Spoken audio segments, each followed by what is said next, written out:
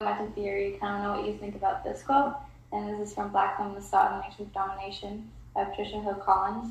And she says that to minimize the differences between the cultural context of African American communities and the expectations of social institutions, some women dichotomize their behavior and become two different people.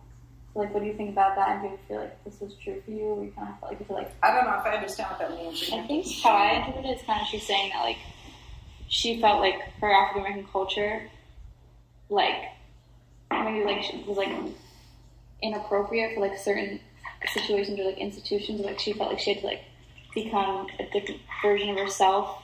Never. I belong to Black Women Lawyers, Langston Bar Association. There's several African American attorneys and judges and commissioners, and no, I've never had to be someone different or act different. Or, no, never.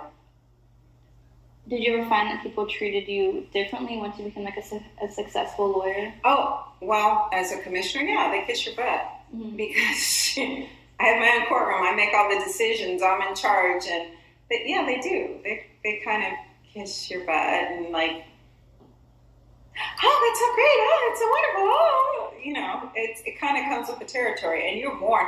There's lots of judicial training. I've probably been to 6 different trainings since I've been appointed to the bench. And you just have to be humble, take it in stride, and do the best job you can. I'm not there for people to like kiss my butt or praise me. I'm there to make sure the best interests of children are being addressed. So. Mm-hmm.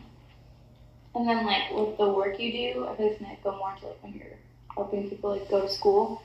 Did you like see the matrix of domination, or like gender, race, and class, for like inhibiting someone's progress? The majority of families I worked with were Latino, mm-hmm.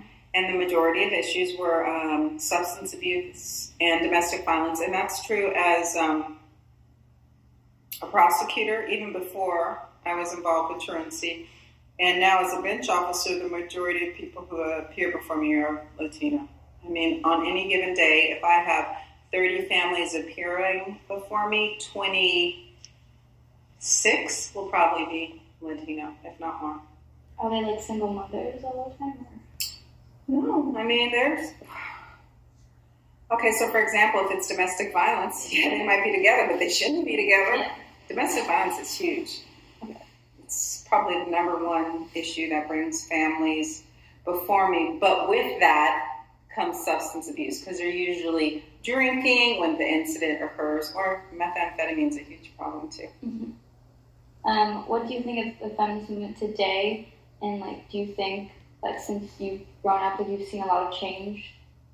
I think people are making a bigger deal now about women having power and women's rights and equal playing field, especially with this Harvey Weinstein incident in terms of women feeling so targeted and pressured. I mean, they want to excel in their field, and they feel like, oh my gosh, we have to put up with this inexcusable behavior on the part of men in order to thrive in our field. So I feel like it's more prevalent, it's more vocalized, it's more on the forefront.